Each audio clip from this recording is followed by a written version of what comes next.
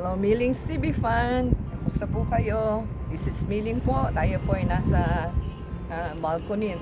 Gagabihin na po tayo at meron po tayong itatanim na cabbage. Yan po ang ating items for today. Hintayin lang po natin. So, ang pangalan po nito is rose cabbage succulent. So, hintayin po natin.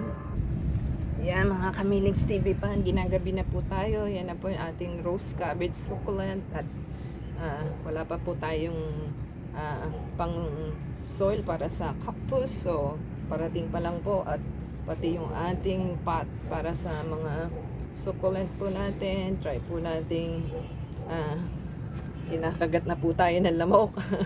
Hanggang sa muli po, give us a thumbs up. Comment down below po. Comment down below po and give us a thumbs up. Subscribe po. Nagustuhan po nila ang ating halaman na rose cabbage. Support us sa Facebook, Twitter, TikTok, and Instagram. Until next time po, yan po ang ating magandang rose cabbage na succulent.